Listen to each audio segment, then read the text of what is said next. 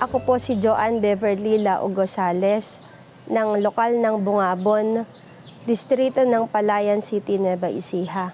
Ako po ay graduate ng Bachelor of Laws at pasado ng Bar Exam 2023.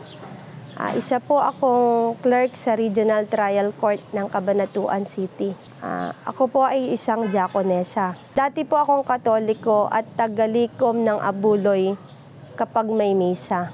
Palagi din po ako noon na angel kapag may panuluyan, pagka magpapasko. Bilang magdadasal, hinubog po ako ng aking lola na palaging nagdadasal.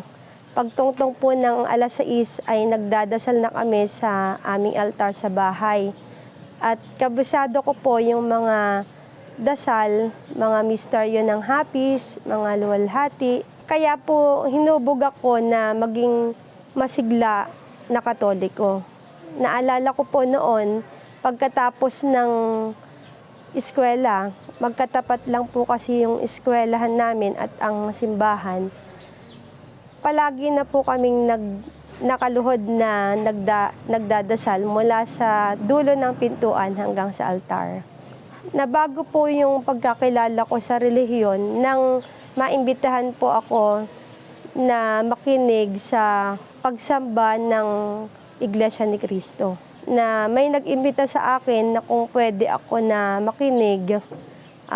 Tinry ko rin naman po na makinig at nabago nga po yung aking pananampalataya. Nung una po, pagka may nag-iimbita sa akin na Iglesia ni Cristo, ginagawa ko po ng paraan para hindi naman po talaga ako magpunta kasi ayaw ko po talaga. Hanggang sa dumating na rin po yung time na pinagbigyan ko po siya at nakinig nga po ako na dumalo po ako ng pagsamba. Nagulat po ako kasi iba po yung pagsamba na nakagawian ko sa Katoliko saka sa Iglesia ni Cristo. Yung comparison po malayo. Magkaiba yung upuan ng babae at saka ng lalaki. At tahimik po talaga.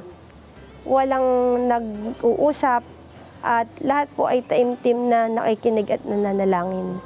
Kumpara po sa nakagawian ko na maaari ka namang mamili kung saan mo nanaisin na maupo.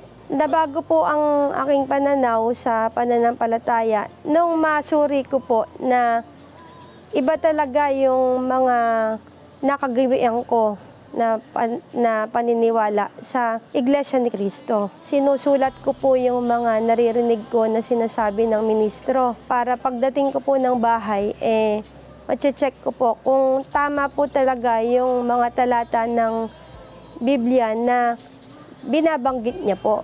Maraming beses po na ganun ang ginagawa ko hanggang sa nalaman ko po talaga at natutunan na totoo nga po talaga yung mga sinasabi ng ministro na base po talaga sa Biblia. Nung malaman ko po na totoo nga po at base sa Biblia ang lahat ng aral ng Iglesia ni Cristo, noon po ako nagdesisyon na ipagpatuloy na po ang pagdodoktrina. Yun po ay taong 2002. Ang mga aral po na napakinggan ko sa Iglesia ni Cristo na tumatak po talaga sa akin ay yung hindi po talaga tatlo ang Diyos. At ang Diyos po ay isa lamang at yun ay ang Ama. At wala po sa Biblia yung tatlong persona. Naunawaan ko rin po na ang Iglesia ni Cristo lamang po ang maliligtas. Kaya tinanggap ko ang katotohanan na yon ay dahil yun ang nakabase sa Biblia.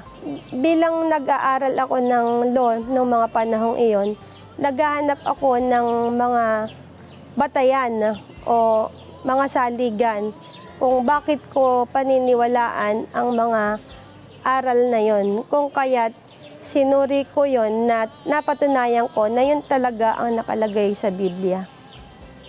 Nabautismuhan ako sa lokal ng San Mariano, San Antonio noong April 2, 2003. Nung araw ng bautismo ko, pakiramdam ko ay hindi na ako yung dating ako. Naramdaman ko na may panibagong pagkatao na naramdaman ko noong araw ng bautismo na yun. Nakinilala ko na napakalaking biyaya sa buhay ko na maging iglesia ni Cristo ako at pinangangarap ko rin na habang buhay ako maging iglesia ni Cristo at maibaon ko to hanggang sa kamatayan. Maraming bagay sa buhay ko yung hindi ko naramdaman noong araw bilang Katoliko kumpara sa ngayon. No?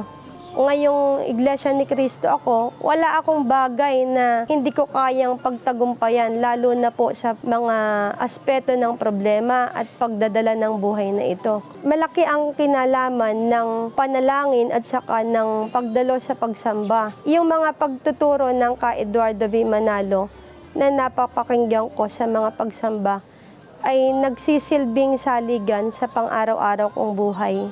Kaya may papangako ko sa Panginoon na lahat ng kung ano mang meron ako o matanggap ko ay ihahandog ko rin po sa Kanya. At magpapatuloy po ako sa kasiglahan ng paglilingkod sa Iglesia ni Cristo hanggat ako'y may buhay.